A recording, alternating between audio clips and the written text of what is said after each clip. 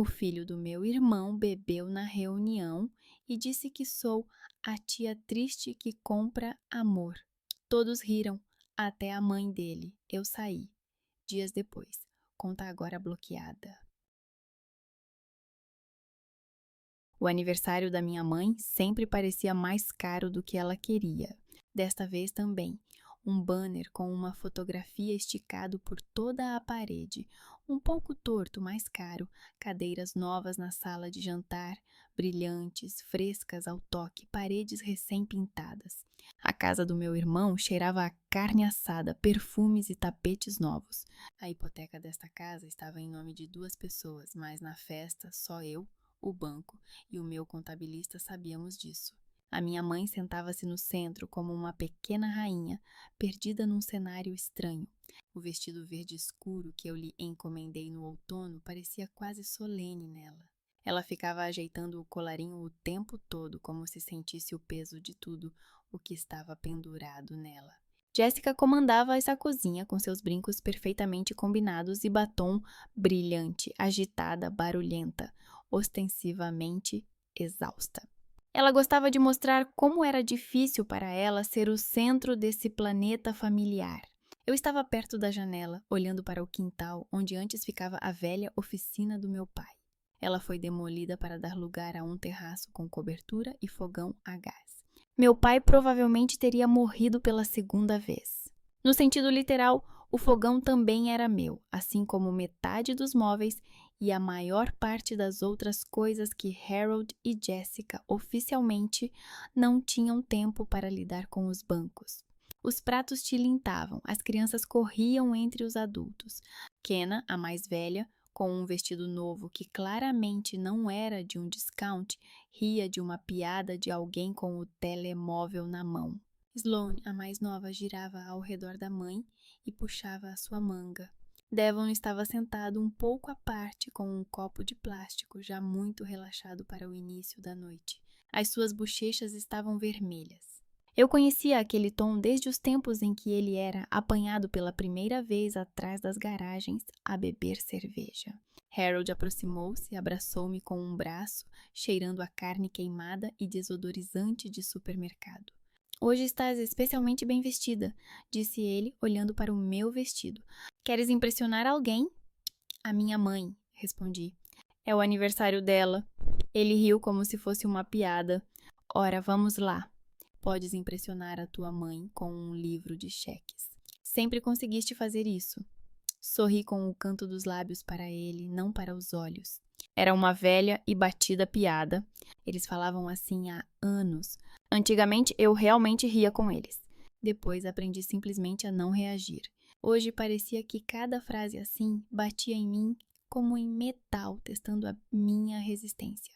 A minha mãe acenou-me com o dedo. Filha, vem para aqui, para perto, disse ela quando me aproximei, para que todos vejam como sou inteligente. Fiquei atrás dela, como uma imagem bonita e perfeita ao fundo. Da minha posição, dava para ver perfeitamente a mesa. O bolo com rosas de creme, as taças de cristal que eu comprei há 3 anos, quando a Jéssica disse que os convidados devem beber em algo decente e não naquela velharia. Aquela velharia era o enxoval da minha mãe. Caroline, trouxe o que combinamos? Perguntou a minha mãe baixinho, sem se virar. Trouxe, respondi. Na minha bolsa estava um envelope. Uma conta separada do seguro dela para o ano seguinte. Limpo, transparente, feito pelo meu advogado. Quando todos finalmente se sentaram, Jéssica bateu com o garfo na taça.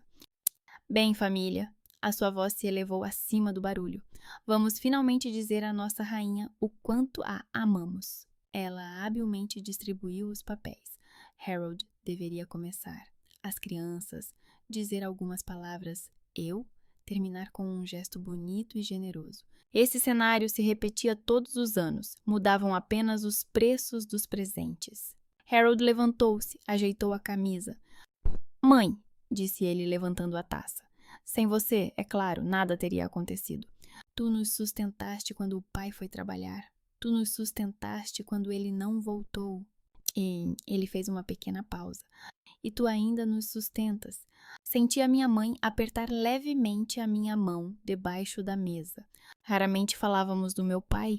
Ele simplesmente desapareceu quando eu tinha pouco mais de 20 anos. Oficialmente, trabalho, acidente, documentos incompatíveis. Extraoficialmente, vazio. Quando os credores vieram pela primeira vez, não bateram à porta do Harold. E mais, acrescentou o irmão, criaste 2 filhos maravilhosos. 3, corrigiu Jéssica, sem esconder as ofensas. Tens 3 filhos maravilhosos. Sim, ele acenou com a mão. 3. Estamos todos aqui graças a ti. Ele não olhou para o meu lado. Esse também foi um gesto ensaiado. Não chamar as coisas pelos nomes, não dizer em voz alta quem assinou a hipoteca. Nesta família, o que não era dito era sempre mais espesso do que as paredes. Chegou a vez das crianças. Sloane, corando, desejou à avó saúde e que não me repreenda quando eu chegar tarde. Kenna disse algo gentil e suave, como seu cabelo, sem um único nó. Todos riram entusiasticamente. Devon? Jéssica o cutucou. Ele se levantou. A taça em sua mão balançou. Bem, avó, disse ele. Cuide-se, porque se algo acontecer com você... Ele hesitou, sorriu com o canto da boca.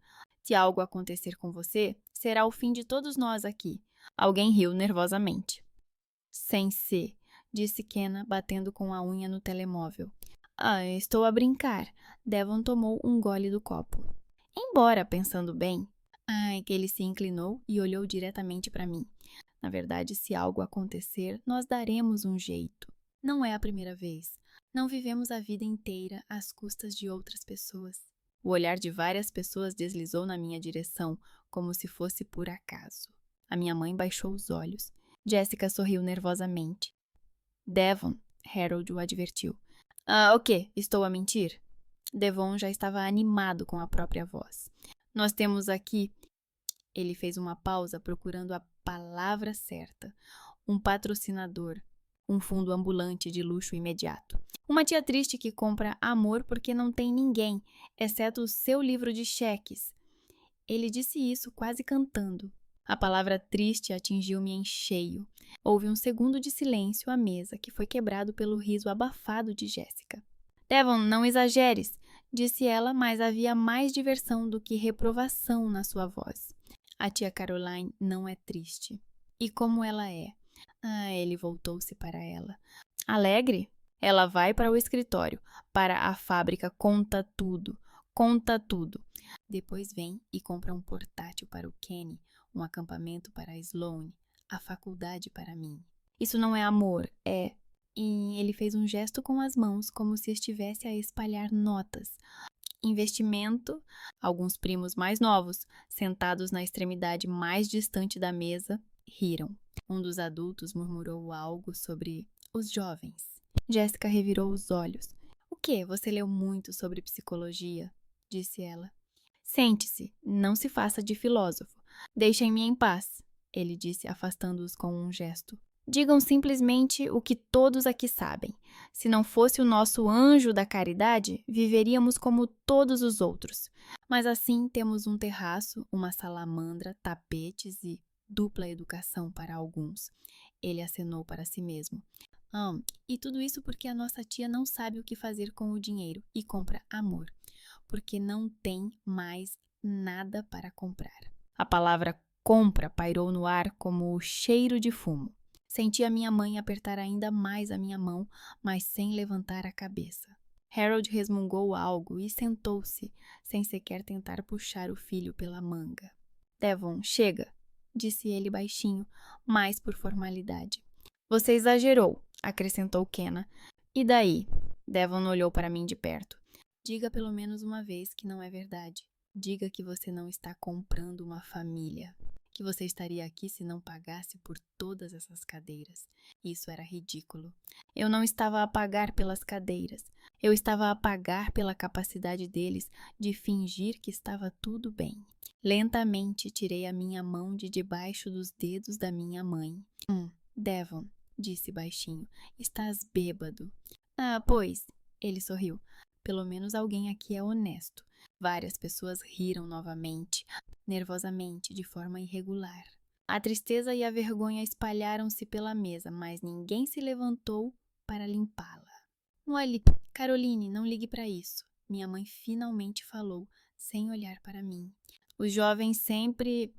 Ela não se ofende, Jéssica interrompeu. Ela é adulta. Ela entende tudo, não é verdade? Olhei para ela.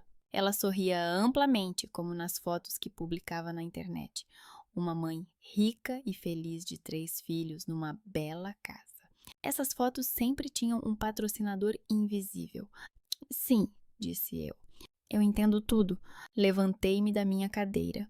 Ouvi alguém bater com o garfo no prato. Ah, Caroline, aonde vais? Perguntou a mãe, mas a sua voz era baixa, sem qualquer exigência real. E tenho coisas para fazer, respondi. Só passei por aqui para dar os parabéns. Tu nem sequer fizeste um brinde, surpreendeu-se Kenna. Já fiz. Inclinei-me para já minha mãe e beijei-lhe a bochecha. Falamos depois. Caroline.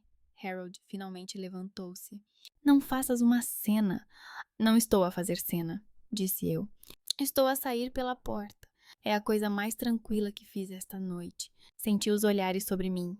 Alguém da família distante sussurrou algo sobre ofendida. Jéssica suspirou para que todos ouvissem. Vem, disse ela, meio a brincar. Não se pode brincar honestamente na nossa família. São todos tão sensíveis. Senta-te, sussurrou Harold, mas também não muito alto. Peguei a minha bolsa da cadeira no corredor. Ela parecia pesada, não tanto pelos envelopes, mas pelo hábito de levar tudo comigo. Contas alheias, planos alheios, esperanças alheias de que Caroline vai resolver tudo. Da sala de estar vinha o som de risos. Alguém já tinha mudado de assunto. A vida nesta casa sabia engolir qualquer fissura e tapá-la com alguma trivialidade doméstica. Calçando os sapatos, de repente pensei em quantas vezes nos últimos anos saí desta casa sentindo-me culpada. Por não ter dado o suficiente, por ter dado de forma errada, por não ter ficado mais tempo, por ter fugido para o trabalho. A culpa era a moeda universal que sempre aceitavam aqui. Desta vez havia algo diferente. Silêncio interior. Sem desculpas, sem acordos, sem lista interna de o que vou fazer para consertar tudo. Saí para a rua, o ar estava quente e denso, como sopa numa lanchonete barata. Sentei-me ao volante, coloquei a bolsa no banco do passageiro, liguei o motor e por um momento simplesmente parei, olhando para as janelas. Atrás do vidro tudo estava em movimento novamente.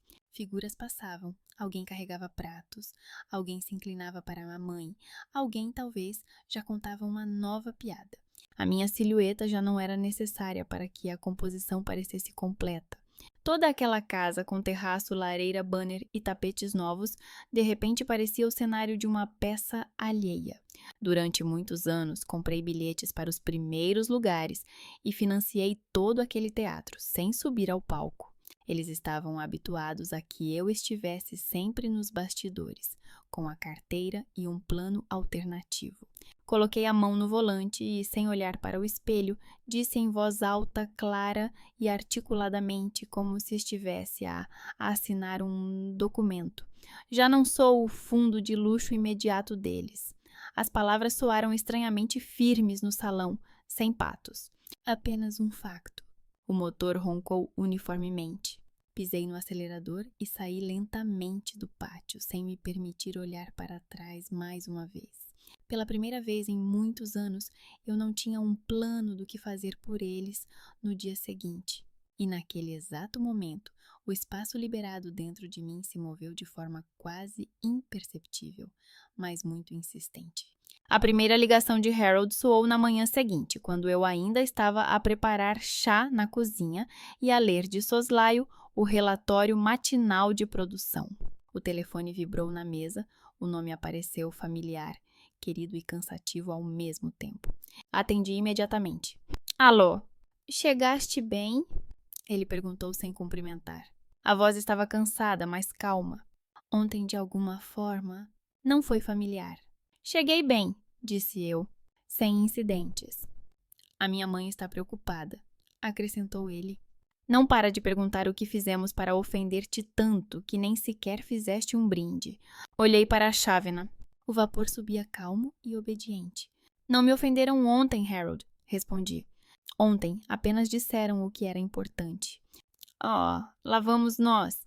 Ele riu fracamente. Tu sabes como é o Devon. Ele mesmo disse hoje que exagerou. Vou obrigá-lo a pedir desculpa se for preciso. Se você obrigar alguém, não será um pedido de desculpas, disse eu. Mas não é essa a questão. Ele ficou em silêncio por alguns segundos. Tudo bem, exalou. Talvez você venha hoje à noite. Vamos conversar normalmente. Sem brindes, sem bebedeiras. Posso, respondi. Mas vamos fazer assim. Eu vou, tu falas com sinceridade. Sem rodeios. Combinado, disse ele. Vem depois do trabalho. À noite, entrei na casa deles, que durante o dia tinha voltado ao estado de vida normal. Não havia balões. O banner com a foto da minha mãe já tinha sido retirado. O cheiro à carne tinha mudado para o cheiro normal de detergente e borras de café secas no ralo. A minha mãe estava sentada numa poltrona com um cobertor. A televisão exibia algum programa sem som. Olá, mãe. Eu a beijei. Como está? Como posso estar? Ela murmurou, mas sorriu. Uma mulher velha numa festa alheia. Senta-te, filha. Harold já estava à espera no sofá. Jéssica desligou a máquina de lavar louça tarde demais, fingindo estar muito ocupada. Senta-te, acenou ele. Precisamos de conversar sobre algumas coisas. Sentei-me em frente a ele. Entre nós havia uma mesinha baixa, sobre a qual estavam o controle remoto da televisão, algumas revistas e a conta de luz, cuidadosamente dobrada ao meio. Ontem Devon exagerou, começou ele. Eu disse isso a ele. Ele... Bem, você sabe, às vezes ele não pensa no que diz. Ele disse em voz alta o que há muito tempo anda na cabeça de todos. Respondi calmamente. Só que sem rodeios. Não exagere, respondeu Jéssica bruscamente, entrando na sala e secando as mãos com uma toalha. Foi uma piada infeliz. Ele foi criado assim, só isso. Exatamente, concordei. Ele foi criado assim. Houve um breve silêncio. Harold respirou fundo. Escuta, ele continuou, nós somos uma família. Fazemos bobagens, falamos demais, mas sempre ficamos juntos. Especialmente quando se tratava de... Ele acenou com a cabeça para essa conta sobre a mesa, sem ousar terminar. De questões práticas, eu sugeri. Da vida, ele corrigiu. Daqui a uma semana temos que pagar a escola do Kenny. Tu sabes quanto isso custa agora? Além disso, há o seguro, mais algumas pequenas despesas. Sempre decidimos isso juntos. Lá vem a velha história. Ele não disse a palavra dinheiro, mas todo o seu monólogo foi sobre isso. Juntos é quando todos contribuem, lembrei. No nosso caso, juntos significava que eu pagava e vocês se acostumavam. Isso é injusto, indignou-se Jéssica. Você fala como se ficássemos aqui sentados sem fazer nada. Nós trabalhamos, criamos 3 filhos. Nós... Vocês vivem acima das vossas possibilidades, interrompi sem levantar a voz. E deixam a diferença para mim. Há anos. Harold cruzou os dedos. Não estamos a pedir nada de louco, disse ele. Não é um iate nem uma vila. É educação, uma vida normal para as crianças. Tu mesma disseste que querias que eles tivessem mais oportunidades do que nós. Sim, eu disse, concordei. E dei-lhes mais do que eu mesma tive. Mas isso não significa que eu seja obrigada a fazer isso para sempre. Ele balançou a cabeça como se algo muito frágil dependesse dessa palavra. Então, e agora? Perguntou. Ajuda-nos agora e depois pensamos no que fazer. Não, respondi. A palavra saiu com uma facilidade estranha, como se estivesse à espera há muito tempo para ser dita. Não? Repetiu Jéssica como se não tivesse ouvido. Em que sentido não? No sentido literal, respondi. Não vou mais pagar as vossas férias, não vou renovar os contratos com escolas particulares, não vou quitar os vossos créditos de consumo. O que já está formalmente a meu cargo, vou levar até ao fim. Para minha mãe, vou deixar uma conta separada. O resto é da vossa responsabilidade. E isso depois de tudo o que nós... Começou ela, mas parou, sem saber o que dizer. Depois de tudo o que aconteceu, é hora de parar de sustentar vocês, disse eu. A minha mãe se mexeu na cadeira. Filha, disse ela baixinho, tu sabes que sem ti será difícil para eles. Difícil não é o fim, mãe. Olhei para ela. Quando o pai desapareceu, também foi difícil para nós. Eu fui trabalhar, tu criaste 2 filhos. Não esperávamos que alguém viesse e pagasse a nossa vida. Então, agora queres que eles sintam o mesmo? A voz de Jéssica já estava embargada pelas lágrimas, mas elas eram cuidadosas, controladas. Vingar-se? Não, respondi. Quero que eles finalmente sintam que há um limite e que eu não sou um fenômeno natural como a chuva. Harold fixou o olhar no chão. Tudo bem, disse ele finalmente. É o teu direito. Mas então não te surpreendas se em algum momento quiseres que estejamos ao teu lado e não estivermos. Isso também é direito vosso, concordei. Eu não comprei a vossa presença. Paguei pelo vosso conforto. São coisas diferentes.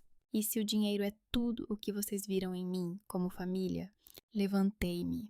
As minhas condições são simples, disse. Para a mãe, uma conta separada e transparente, gerida por mim. Tudo o que diz respeito a vocês e às crianças, vocês decidem sozinhos. Se quiserem vender ou alterar os documentos, falaremos na língua deles, através de advogados, não através do "tu és minha irmã". Tornaste-te dura, disse Jéssica sem olhar para mim. Tornei-me honesta, respondi. Beijei a minha mãe na bochecha e saí. Elas não correram atrás de mim, e pela primeira vez em muitos anos não me virei para ver se alguma delas estava a chorar na porta. Depois tudo aconteceu lentamente, mas de forma previsível. O telefone tocava com frequência. Eu atendia, mas ouvia mais do que falava. No início, eles evitavam cuidadosamente o assunto dinheiro. A minha mãe falava sobre o tempo, sobre a nova vizinha que tinha comprado um cão. A Jéssica falava sobre a professora de história da Sloane e um programa estranho na escola. O Harold falava sobre o trabalho e os tempos difíceis nos negócios em geral. Em cada conversa havia um momento em que a voz mudava imperceptivelmente de entonação. Um pouco mais de tensão, um pouco menos de ar, e inevitavelmente aparecia. Neste momento, há tanta pressão em relação ao dinheiro. A escola deu um ultimato. O banco estava a fazer alguma coisa com as taxas de juro. Eu ficava em silêncio, esperando que eles formulassem o que queriam. Eu não os salvava mais de seus próprios pedidos. Você entende, disse Jéssica certa vez, que sem a sua ajuda... Bem, não é que vamos nos perder, mas as crianças vão sentir. Elas se acostumaram a um certo nível. Não é justo rebaixá-los repentinamente. Eles estão acostumados com o nível que eu paguei, disse eu. E sim, não é justo que eles tenham vivido às custas de outros, sem perceber isso. Podes pelo menos ajudar-nos a chegar ao fim deste ano? Interrompeu Harold. Depois eu penso em alguma coisa. A minha posição não muda. Cada vez que dizia não, do outro lado da linha havia sempre o mesmo silêncio. Nele estava tudo: ofensa, incompreensão, medo, raiva. Deixei esse silêncio existir. Aprendi a não me apressar em preenchê-lo. Entretanto, o contexto informativo tornou-se confuso. Disseram-me que, nos seus círculos de amigos, se discutia ativamente a história da parente que de repente enlouqueceu. Circulavam várias versões, desde alguém lhe lavou o cérebro até ela conheceu alguém e agora quer gastar dinheiro consigo própria. A mais popular era aquela em que eu teria discutido com um homem há muitos anos e desde então comprava o amor de todos com dinheiro. Mas agora percebi que isso não funciona e segui outro caminho. As pessoas sempre querem razões românticas onde há o banal, cansaço e limites. Não me incomodou o facto de me retratarem como gananciosa. O que me incomodou foi a rapidez e a facilidade com que distorceram a história. Nela não havia lugar para aqueles anos em que eu verificava, sem lembretes, se eles tinham pago as contas da escola. Não havia noites sem dormir, quando eu ia visitar a minha mãe no hospital e depois me sentava ao computador para fechar o relatório mensal. Tudo isso desapareceu assim que deixou de ser vantajoso para a imagem deles. Um dia recebi uma chamada do banco. Desta vez, eu estava na sala de reuniões com a equipa a discutir o lançamento de uma nova linha de aparelhos. O número que eu conhecia muito bem apareceu no ecrã. Desculpem, disse aos meus colegas. Preciso de atender. Saí para o corredor. Sim, estou a ouvir. Senhora, Frei repetiu a mesma voz feminina educada. É o departamento de crédito. O seu irmão solicitou o refinanciamento do seu empréstimo. O pacote de documentos contém o formulário antigo, onde você figura como pessoa de contacto e potencial fiadora. Precisamos de atualizar essa informação. Encostei as costas na parede fria. Não confirmo nenhuma garantia sobre os empréstimos dele, disse eu, e não quero ser a pessoa de contacto. Compreendido, respondeu ela. Nesse caso, seremos obrigados a renegociar as condições com ele, sem ter em conta a sua participação. São os empréstimos dele. Depois de desligar, não liguei imediatamente para o Harold. Primeiro, voltei para a sala e terminei a discussão sobre o lançamento da linha. Só depois de todas as questões relacionadas ao trabalho terem sido esclarecidas é que liguei para ele. Recebi uma chamada do banco hoje, disse sem preâmbulos quando ele atendeu. E então? Perguntou ele, já com um tom defensivo na voz. Tu pediste refinanciamento e usaste o formulário antigo comigo, disse eu. Eu disse-lhes que não seria tua fiadora. São apenas papéis, respondeu ele. Eles precisam de um nome. Sempre fizemos assim. Sempre fizemos assim porque eu fiquei calada, disse eu. Agora não vou ficar calada. Entendes que, sem isso, eles vão aumentar a taxa de juros ou recusar o pedido? Perguntou ele. Na sua voz não havia um pedido, mas sim uma reclamação. Eu entendo, respondi. Assim como entendo que você fez esses empréstimos contando que eu iria cobrir tudo com dinheiro novamente. Achei que você pelo menos avisaria, disse ele, em vez de logo começar a colocar obstáculos. Estou a avisar agora, disse eu. Não serei a tua saída financeira para novos empréstimos, nem no banco, nem em casa. Houve uma pausa. Então, vais ficar a ver calmamente enquanto nós... Ele não terminou.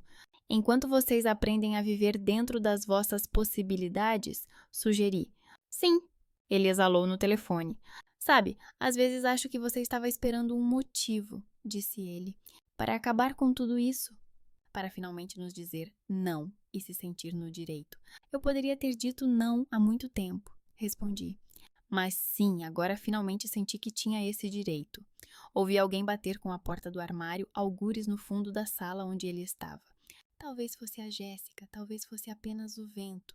De qualquer forma, a tempestade estava a formar-se lá, e não na minha casa. Tudo bem, disse ele já com um tom seco. Então não se surpreenda se não tivermos nada para lhe oferecer quando precisar de algo. Harold, respondi, há coisas que não se podem comprar e não se podem devolver. O que existe entre nós é uma dessas coisas. E eu vou ganhar dinheiro. Desta vez, fui eu quem encerrou a conversa. Alguns dias depois, encontrei na caixa de correio do escritório um envelope com o logótipo do mesmo banco. Nele estava escrito o nome do Harold, mas o endereço antigo continuava sendo o meu. Segurei o envelope nas mãos, sentindo o papel farfalhar sob os meus dedos. Pesado, denso, com o mesmo cheiro de tinta que antes significava para mim apenas uma coisa. Preciso ajudar alguém novamente. Coloquei o envelope na borda da minha mesa, tirei uma foto e enviei uma mensagem curta para o meu irmão. Recebi a sua carta do banco. Vens buscá-la ou atualizas a morada? A resposta chegou 1 minuto depois. Guarda. Passo aí. Olhei para o retângulo branco mais uma vez. Pela primeira vez em muitos anos, nenhuma das linhas dentro dele seria minha responsabilidade. As primeiras fissuras não apareceram nas paredes, mas nos hábitos. Não havia mais fotos novas das férias, havia menos anotações de restaurantes e as vozes revelavam uma desigualdade que antes elas tinham vergonha de mostrar. O brilho ainda se mantinha, mas já era visível que por baixo dele havia gesso comum, e não mármore. Foi a minha mãe que me contou sobre as mudanças. Ela ligou durante o dia, quando eu estava a ir de uma fábrica para outra, segurando o volante com uma mão e o telefone no ouvido com a outra, no viva voz. Mas, filha, começou ela, naquele tom que normalmente usava para pedir para não levar nada a peito. Sabes que é o fim do semestre da Sloane? Sei, mãe, respondi. Todos estão no final do semestre. Dizem que ela terá que mudar de escola. Ela suspirou. A escola onde ela estuda agora ficou muito cara. Ela sempre foi cara, lembrei. Só que antes eu cobria a diferença. Mas você prometeu, minha mãe acrescentou rapidamente. Lembras-te que, quando a matricularam naquela escola, disseste que os ajudarias até ao ensino secundário. E eu ajudei, disse eu. Até ao final deste ano, vou pagar este semestre, como prometi. Depois, ou a transferem ou procuram outras opções. Não vou financiar novos contratos. Ela ficou em silêncio por um momento. E quanto a Kenna, continuou cautelosamente, ela tem a faculdade. Eles tinham medo que você mudasse de ideia. Não mudei de ideia, disse eu. Eu disse diretamente ao Harold, vou cumprir tudo o que já está nos contratos. Este semestre eu pago. Depois não. A seguir, a Kenna ou trabalha e assume parte dos custos, ou muda para uma faculdade mais barata. É a vida dela. Ah, ela já está a trabalhar, disse a minha mãe baixinho. Arranjou um emprego à noite. Diz que quer ficar. Tenho pena dela. Não tenho pena dela, respondi. Talvez finalmente a ensinem a avaliar as suas forças. É desagradável, mas útil. A mãe murmurou algo sobre o mundo cruel e mudou de assunto para a pressão que estava a sofrer. Eu não a pressionei. Algumas semanas depois, encontrei a Kenna por acaso no supermercado. Ela estava em frente às prateleiras de produtos de limpeza, olhando para a promoção de detergente e parecia ter acabado de perder a guerra contra o seu próprio orçamento. O seu cabelo, sempre perfeitamente penteado, estava preso num rabo de cavalo alto, do qual escapavam alguns fios rebeldes. Havia olheiras escuras sob os seus olhos. Olá, disse eu, aproximando-me com o carrinho. Ela estremeceu, virou-se e quase instantaneamente colocou um sorriso no rosto. Oh, tia, disse ela. Está aí a fazer compras populares? Estou a aprender a viver perigosamente, respondi. Sem assistente pessoal e a entrega à porta. Não havia muita coisa no carrinho dela. Pão, alguns pacotes de macarrão, um par de latas de conserva e os mesmos produtos químicos em promoção que ela ainda não tinha colocado. Como está a faculdade? Perguntei. Kenna fez uma careta, como se eu tivesse perguntado como estava o seu dente do siso. Como um clube caro do qual te expulsam educadamente quando o teu cartão expira, disse ela. A administração enviou uma carta. Ou pago a tempo o próximo semestre, ou faço uma pausa nos estudos. Ou peço um empréstimo em meu nome. Bem-vinda à vida adulta. Estás a trabalhar? Perguntei. Trabalho. Ela assentiu. Sou barista em uma lanchonete e, à noite, tenho um segundo emprego em uma loja de roupas.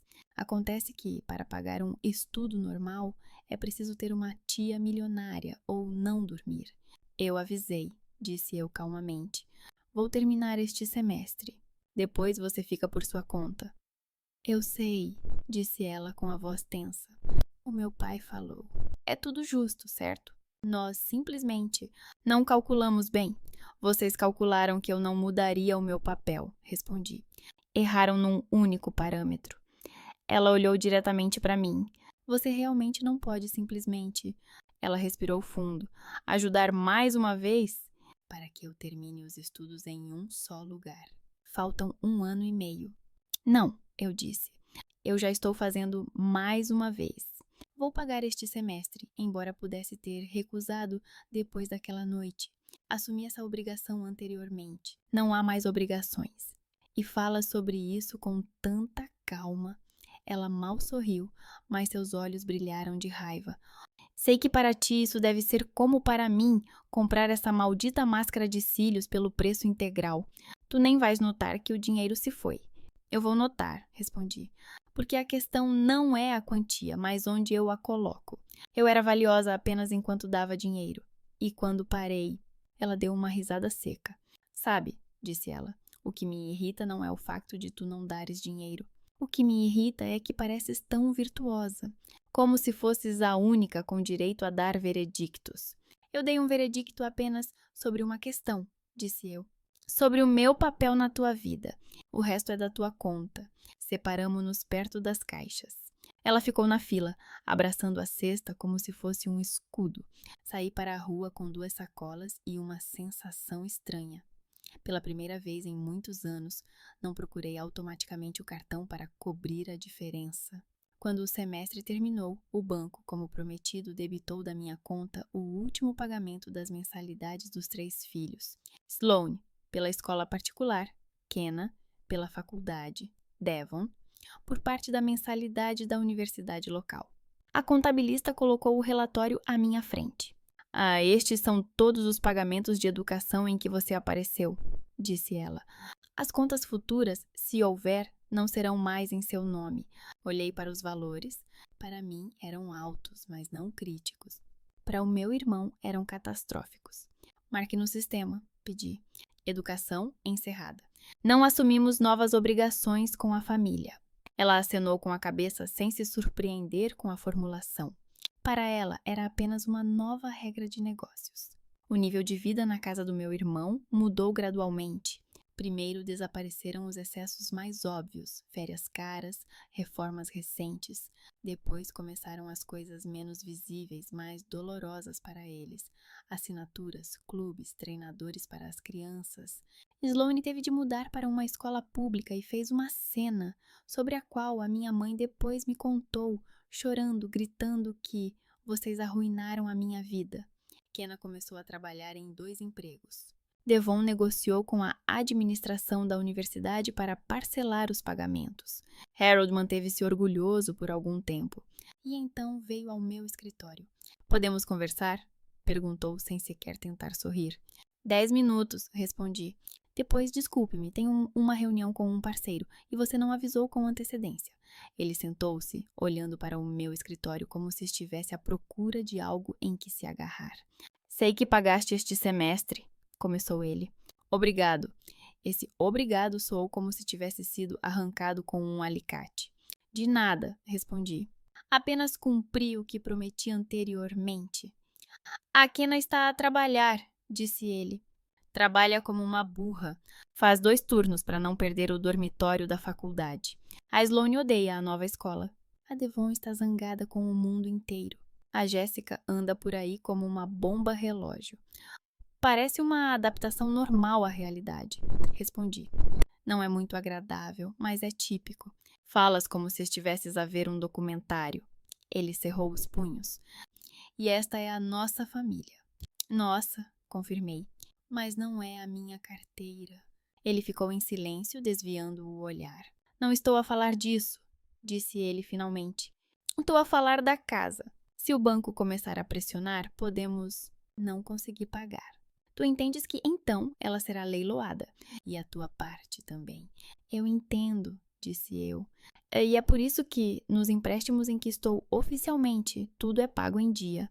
O banco não te incomoda pela minha parte. Mas incomoda pela minha, disse ele bruscamente. Oh, e se não tivesses feito essa cena de recusar o refinanciamento? Eu não fiz nenhuma cena, interrompi. Eu recusei ser fiadora do novo empréstimo, no qual tentaste me incluir, sem minha permissão. Eram apenas papéis, disse ele, acenando com a mão. Eles precisavam de um nome. Nós sempre... Esse é o problema, eu disse. Vocês se acostumaram a pensar que o meu apelido é um código promocional universal para descontos do banco. Sem a minha permissão. Isso acabou. Ele olhou para mim com severidade. Você sempre nos manteve dependentes do dinheiro, ele disse. No início, ajudava a todos para que nos acostumássemos a pensar que não podíamos viver sem você. E agora, de repente, corta-nos. Como se fôssemos viciados e tu decidiste tirar-nos da agulha. Estás a descrever o teu próprio padrão, respondi calmamente. Vocês é que fizeram do meu dinheiro a agulha. Eu estou apenas a deitar fora a seringa. É desagradável, mas não fui eu que vos viciou nela. Ele riu-se, brevemente, sem alegria. É fácil para ti dizer isso, disse ele. Tu estás aqui, nos teus escritórios, tens o teu negócio, uma conta cheia, seguros. Não tem medo de ficar sem casa amanhã. Tenho medo de outra coisa, disse eu. que daqui a 10 anos ainda esteja a remendar os buracos dos outros até que os meus próprios apareçam. E então descobrirei que não sei pensar em mim sem a autorização prévia da família. Ele ficou em silêncio. Durante alguns segundos, só se ouvia o zumbido da ventilação no escritório. Então vais continuar a expor-nos honestamente ao risco do banco, disse ele baixinho. Não, respondi. Vou ser honesta e não me expor a esse risco. Vocês são adultos. As vossas decisões têm as vossas consequências. Olhei para o relógio. Está na hora, lembrei. O parceiro já chegou.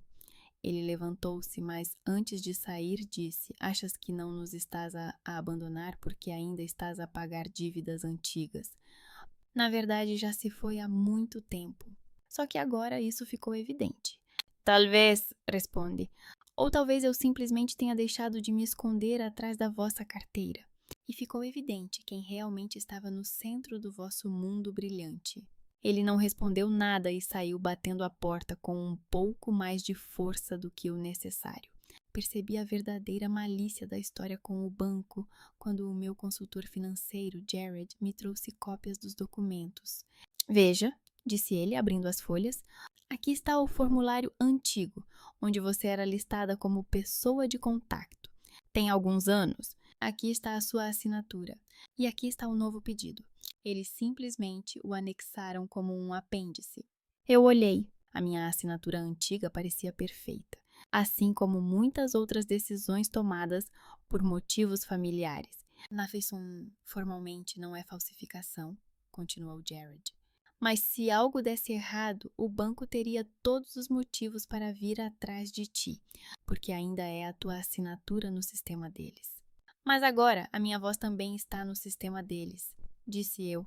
Eu declarei claramente que não dou o meu consentimento. Sim, ele acenou com a cabeça. E registrar isso por escrito foi a coisa certa a fazer. Redigimos uma notificação oficial, onde escrevemos preto no branco. Quaisquer tentativas de usar assinaturas antigas sem o meu consentimento atual serão consideradas abuso. Uma cópia foi enviada ao banco, outra foi colocada no meu arquivo. Olhei para a pasta grossa com as finanças da família e pensei que ela me lembrava um dente doente há muito tempo.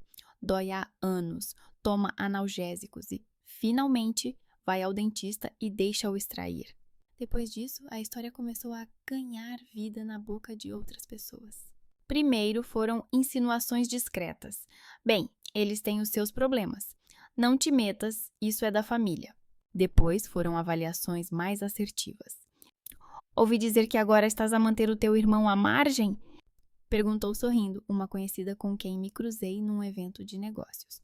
Dizem que deixaste completamente de o ajudar. É duro, mas talvez seja a altura certa. Quem diz isso? Perguntei. Bem, ela hesitou. A Jess mencionou isso uma vez. Ela, claro, está preocupada. Diz que mudaste, que te tornaste fria, que agora só os números estão em primeiro lugar para ti. Interessante, sorri. Antes ela dizia que eu comprava amor. Parece que não dá para agradar a ninguém. Se dás dinheiro, és uma rica vendida. Se não dás, és uma vadia gananciosa. Quanto mais elas contavam a versão delas, menos eu queria contar a minha. Na história delas, eu era uma solitária gananciosa e vingativa, que se ofendeu com uma frase dita por um bêbado e decidiu punir as crianças. Na minha história, eu simplesmente parei de pagar por algo que não pretendia consumir. E essa história era mais importante para mim agora. A minha mãe ligou-me. Não foi a Jessica com a sua agressividade passiva, nem o Harold com as suas insinuações, mas a minha mãe, com uma voz calma e cansada. Filha, disse ela, não aguento mais. Vocês andam todos à volta como cães à volta de um pedaço de carne.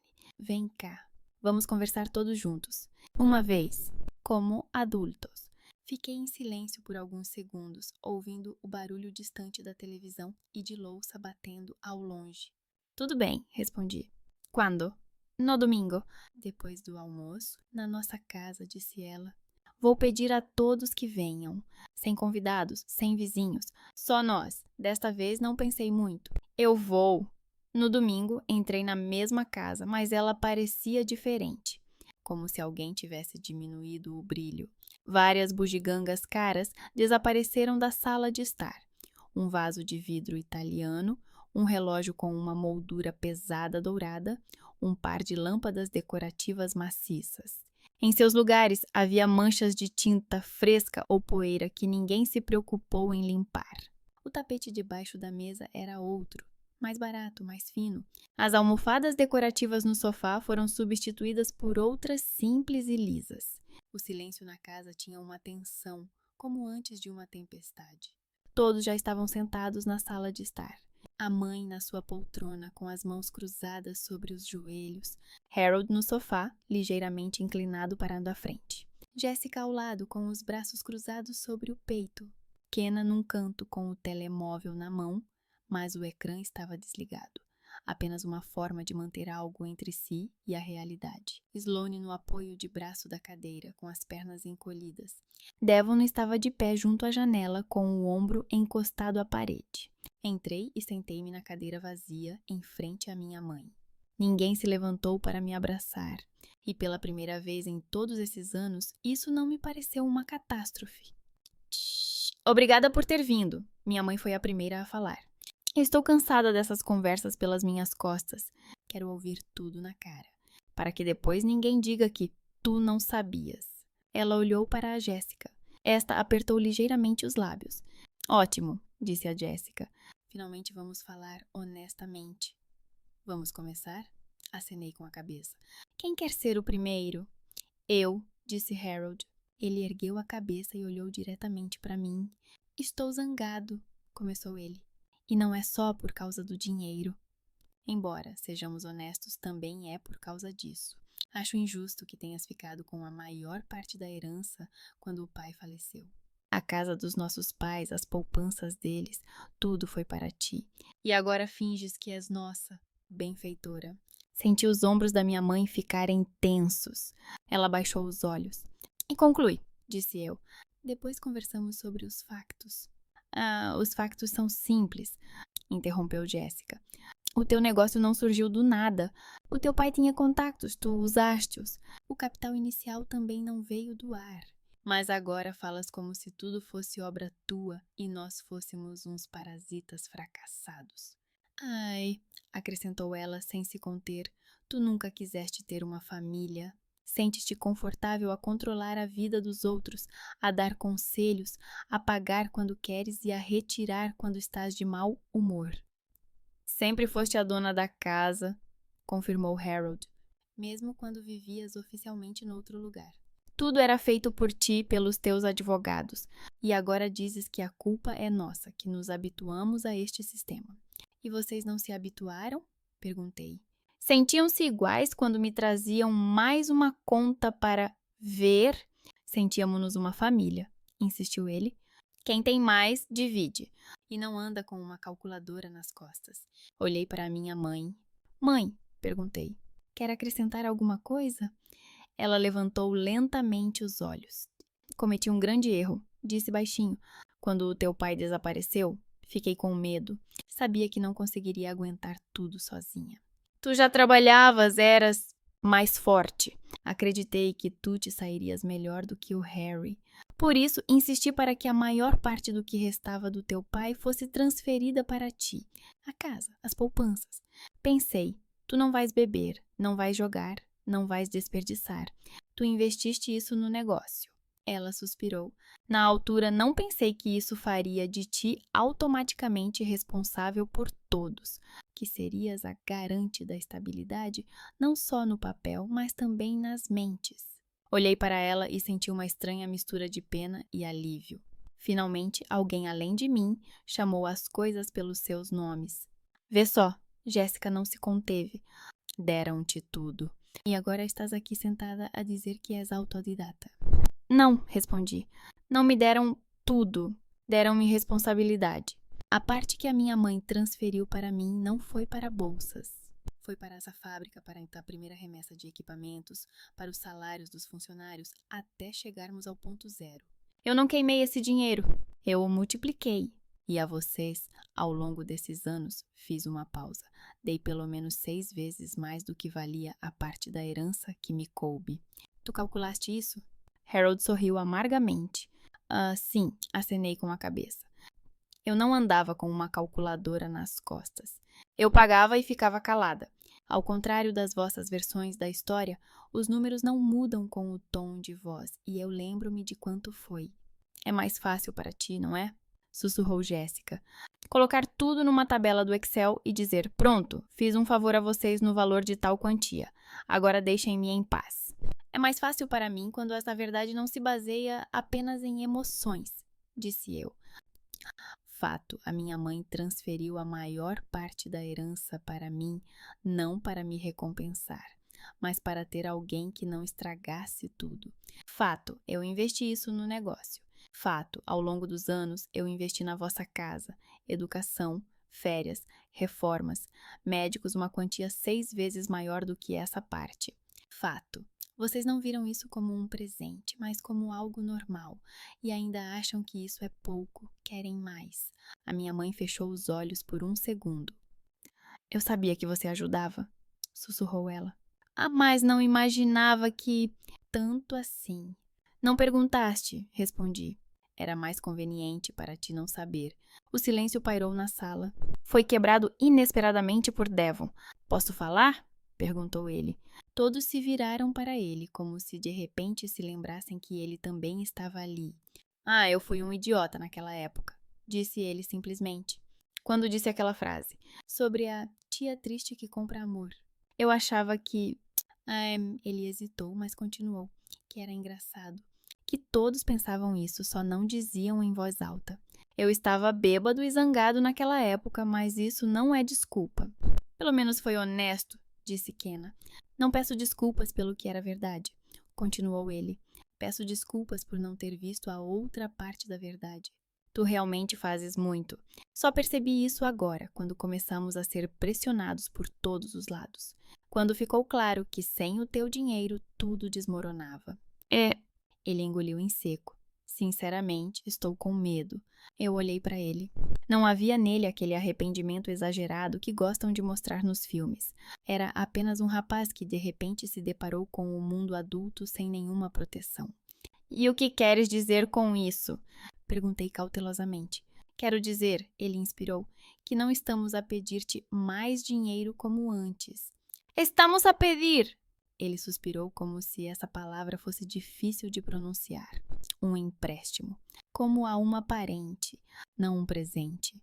Um empréstimo sem juros, para nos estabilizarmos, para resolver o mais crítico, para não sermos expulsos de casa, para não deixarmos o banco nos devorar. Ele olhou para o pai e a mãe. Nós vamos devolver, aos poucos, mas sem esse capital inicial. Ele se atrapalhou, procurando a palavra. Sem cobertores. Vamos congelar agora. Estás a pedir por todos? Esclareci. Estou a pedir como aquele que mais estragou tudo, disse ele. Porque fui eu a voz que te deu um tapa na cara. E agora vejo que nós realmente... Bem, não é que sejamos vítimas, como a mãe gosta de dizer. Nós simplesmente não sabíamos viver de outra forma. Quero tentar de outra forma. Mas sem a tua ajuda agora vamos cair de cara no asfalto e não vamos conseguir nos levantar. A sala ficou em silêncio.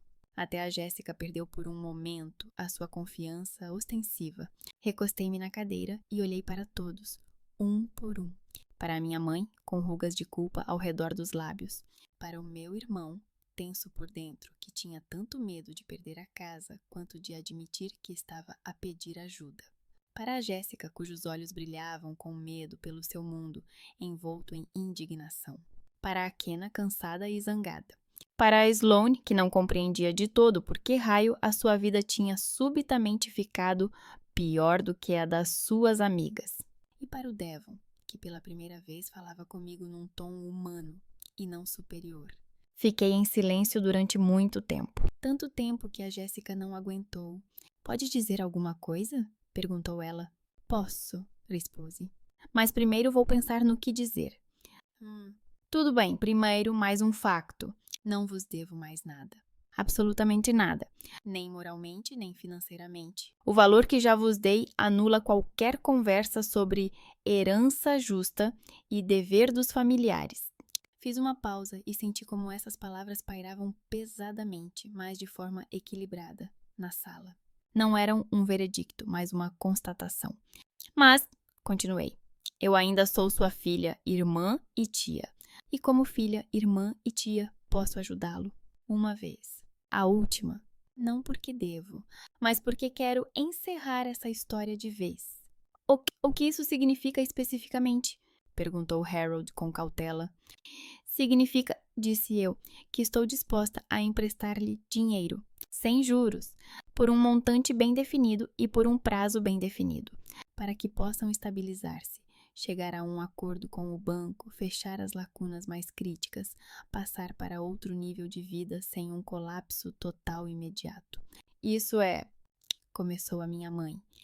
Mas, interrompi, com condições importantes. Primeiro, vocês mesmos compreendem que sem o meu dinheiro não vão à falência. Você pode vender esta casa, mudar para uma menor, mudar de escola e de hábitos. É doloroso, mas não fatal. Você não está a pedir para ser salva da fome. Você está a pedir uma oportunidade de manter o conforto a que está acostumada. Não é o tipo de situação em que a ajuda deve ser automática. Olhei para Devon. Segundo, se não conseguirem manter a vossa vida como está agora, essa dívida não vai desaparecer, nem moralmente, nem no papel. Não vou perdoá-la se as coisas ficarem difíceis para vocês. Não vou fingir que, bem, vocês são família, vamos esquecer isso. Está pronta para lembrar disso, sobrinha? Perguntei diretamente. Ele inspirou e, sem desviar o olhar, acenou com a cabeça. E terceiro, agora olhei para o meu irmão e estreitei os olhos. Os rumores entre os parentes sobre mim, sobre como sou gananciosa, rica e ingrata, vão acabar. Entendemos um ao outro? O meu irmão olhou nos meus olhos e então lentamente acenou com a cabeça.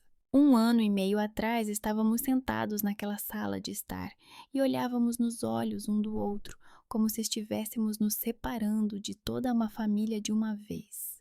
Desde então, tudo o que foi dito naquela ocasião não só se acalmou, mas também se concretizou no papel, nos hábitos e nos silêncios entre as chamadas. O contrato de empréstimo estava no meu cofre, arquivado na mesma pasta grossa onde antes estavam os nossos empréstimos conjuntos. Linguagem jurídica seca. Nada de porque somos família. Montante, prazo, calendário de pagamentos, cláusula sobre a ausência de juros e cláusula que, em caso de violação do calendário, passamos para um regime de negociações difíceis e não ficamos ofendidos e não nos falamos. E abaixo disso, 2 assinaturas, a minha e a do Harold. Lembro-me de como ele escreveu a sua, com a mão um pouco trêmula, e depois disse baixinho: pelo menos agora tudo é honesto. O primeiro dinheiro não foi para tapetes nem para novos telefones, mas diretamente para o banco. Ele e o meu advogado sentaram-se no escritório deles e colocaram as opções na mesa. Este é o valor, este é o cronograma, isto é o que estamos a fechar agora. Eis como reduzimos a carga. Eu não estava presente, mas vi depois as cartas finais. Adiamento, revisão das condições, remoção de parte das multas. A casa já não estava à beira do precipício. Quando voltei para visitá-los alguns meses depois, ela parecia mais humana. As grandes lâmpadas decorativas que eles tanto procuravam no catálogo tinham desaparecido. Os vasos de cristal minados. Parte dos quartos quase não era utilizada. Havia caixas empilhadas. Um dos quartos foi alugado a um jovem casal de conhecidos, o que a minha mãe me contou com um ar culpado, como se fosse uma vergonha, e não uma forma normal de não se meterem em mais problemas. Eles alugam 1/3 do primeiro andar, confessou ela, enquanto tomávamos chá na cozinha, com entrada separada. No início, eu me sentia desconfortável, mas agora não. Os jovens são tranquilos, trabalham. É uma decisão sensata, disse eu. Eles pagam, vocês têm uma renda estável. No início, Harold pagava a dívida como alguém que engolia o próprio orgulho junto com o dinheiro. Pequenas transferências uma vez por mês, às vezes com um breve comentário por março, por abril. Às vezes atrasava, mas não havia mais ligações noturnas com gritos ou choro. Havia mensagens secas. Este mês vai haver um atraso de 1 semana. O trabalho diminuiu e a minha resposta igualmente seca. Tudo bem, mas isso não cancela o valor total. Os rumores sobre mim cessaram. Não porque me amavam, mas porque todos perceberam que eu não era um alvo fácil. Não se conta ao mundo que o seu credor é um canalha se depende da paciência dele. Até os parentes mais barulhentos aprenderam a mudar de assunto quando alguém começava com "e aquela sua irmã". O sistema de autocensura começou a funcionar onde antes a consciência não funcionava.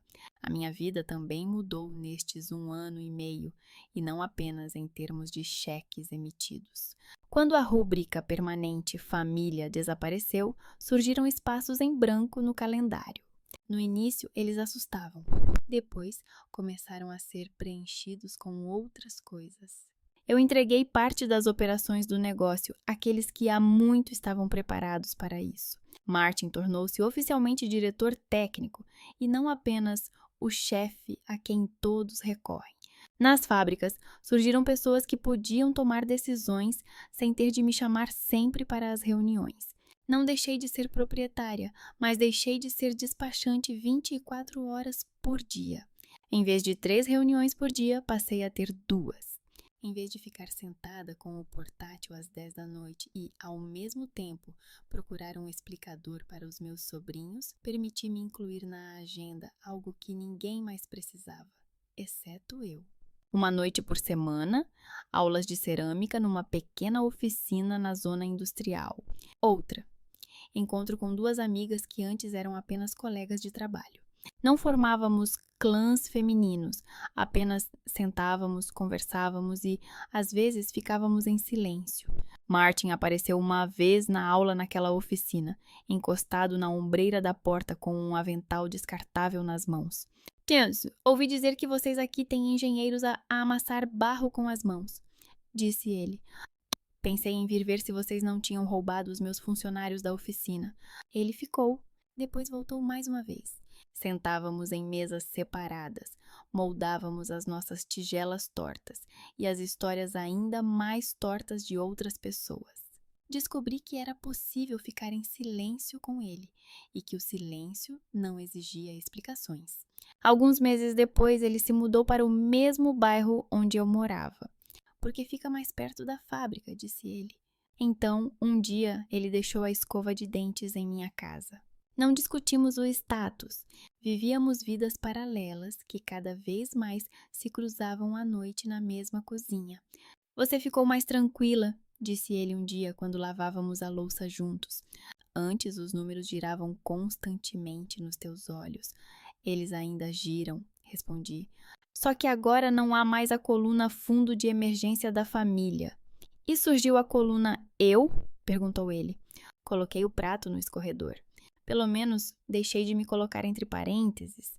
Os pensamentos sobre ter um filho não surgiram como uma revelação repentina, mas como um silencioso e insistente "e se?" no contexto de todas essas mudanças.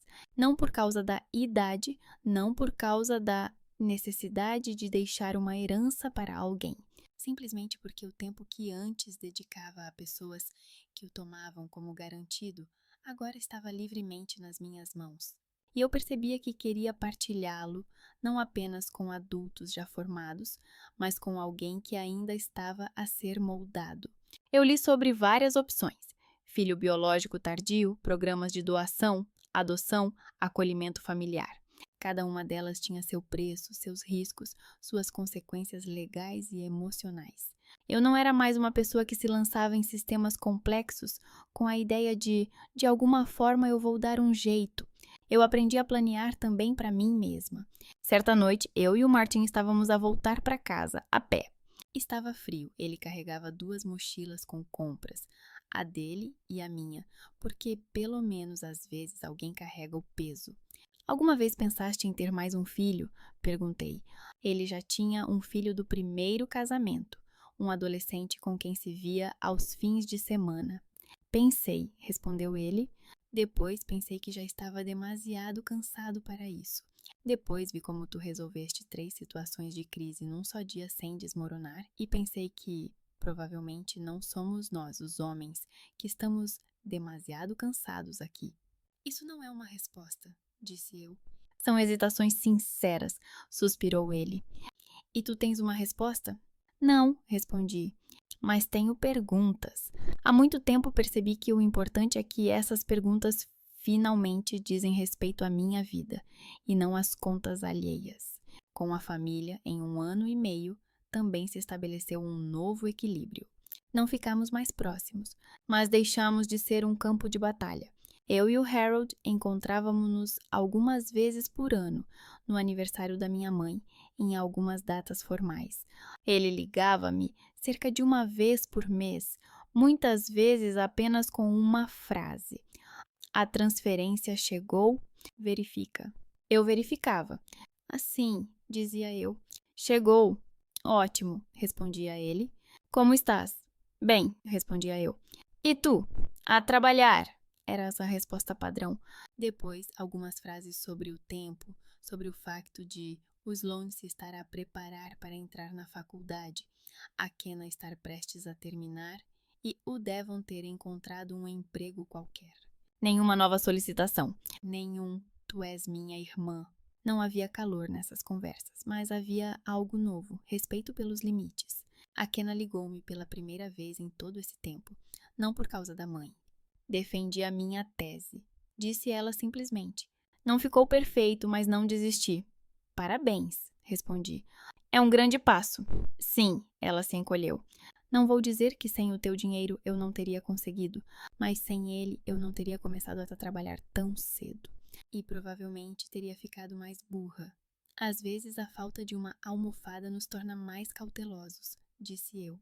Ou nos obriga a aprender a nadar, acrescentou ela. Não é um obrigada, não esperes. Mas já é alguma coisa. Já é mais do que era, respondi. A Sloane escrevia-me esporadicamente. Uma foto do gato que se juntou a eles. Uma selfie do palco da escola.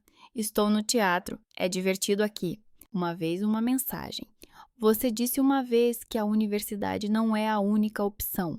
Você pode recomendar alguns programas ou cursos se eu não quiser ser como todo mundo? Havia mais curiosidade do que ressentimento nela. Durante esses 1 ano e meio, a minha mãe aprendeu a ligar não apenas quando precisava pagar alguma coisa. Ela podia simplesmente dizer, hoje fiz um bolo. Ficou como o teu primeiro plano de negócios. Torto, mas comestível. Tira uma foto, eu pedia. Ela ria e enviava a foto. E às vezes nem sequer mencionava como é bom ter-te conosco. Simplesmente falava comigo como com uma pessoa que não era apenas uma função. E Devon enviava-me um PDF do seu novo currículo a cada poucos meses. Podes dar uma olhada? Escrevia ele. Estou a adicionar a experiência do novo trabalho. Quero mudar para outra empresa. Eu lia, comentava, tira a água, escreve os números, especifica as responsabilidades. Ele respondia com um breve ok e nunca pediu para adicionar no final parente proprietária de uma grande empresa como contacto para recomendações. Isso era mais importante para mim do que a quantia que ele ainda me devia. Os seus pagamentos da dívida nem sempre chegavam em dia, mas sempre com um comentário. Às vezes, desculpa pelo atraso, o empregador enrolou. Às vezes, desta vez é mais do que o habitual, recebi um bônus. Nestas linhas, eu via não apenas números, mas também como ele estava gradualmente a desenvolver um senso de responsabilidade. A última noite foi completamente normal. Martin e eu voltamos para casa tarde. O jantar consistiu em sobras da massa do dia anterior, pão quente da padaria da esquina e uma garrafa de vinho que já estava há 1 semana na prateleira e depois no frigorífico. Na mesa estavam impressões de um novo projeto, uma linha de aparelhos para pessoas que não precisam de uma cozinha perfeita, mas precisam de confiabilidade. Coloquei o telemóvel na mesa com o ecrã virado para cima. Ele acendeu imediatamente. tinha chegado uma nova mensagem. O sistema do banco enviou uma confirmação automática. Pagamento creditado pelo contrato número. Ao lado, uma breve mensagem de Devon. Mais um a menos. Obrigado. Lia sorri. Não porque estava feliz com o dinheiro, mas porque por trás desse -1 havia mais um pequeno passo em direção à sua maturidade. É algo bom? Perguntou Martin, servindo um pouco de vinho para nós. Apenas mais um pedaço do passado que se desprendeu, respondi. E ninguém morreu por causa disso. Ele ergueu uma sobrancelha. Boa fórmula, disse ele. Talvez devêssemos pendurá-la no escritório, acima da contabilidade. Não, sorri. Deixa-a aqui. Peguei num copo, encostei as costas à parede e olhei para o nosso pequeno espaço, não renovado até brilhar, mas acolhedor. Nas prateleiras não havia apenas livros de negócios, mas também xícaras de barro tortas. No canto havia um berço desmontado que ainda não tínhamos montado, mas já tínhamos comprado. Não como uma promessa a alguém, mas como uma marca para nós mesmos. Estamos prontos. Em algum lugar da cidade, o meu irmão, provavelmente, estava sentado à mesa numa sala de estar não tão brilhante. Os filhos dele pensavam nos exames, na mudança de emprego, nos seus parceiros. A mãe, talvez, assistia a uma série e reclamava dos anúncios. Eles viviam sem os meus investimentos diários. Eu, sem os dramas diários deles. O telemóvel piscou novamente. Uma nova mensagem, desta vez da Sloane. Inscrevi-me na faculdade e nos cursos. Se não me aceitarem lá, irei para cá. Não quero ficar presa. Só queria que soubesses. Digitei a resposta. Estou orgulhosa do teu não quero ficar parada. É o melhor plano de todos. Apertei enviar. Coloquei o telemóvel no modo não perturbar e finalmente me permiti não pensar em contratos nem nas expectativas alheias. O tempo que me restava depois de todas as suas histórias, de repente, deixou de parecer um fragmento. Parecia uma vida plena, da qual, se eu quisesse, poderia surgir outra. E pela primeira vez em muitos anos, eu realmente me interessava não por quem me devia algo, mas pelo que eu mesma queria fazer com esse tempo.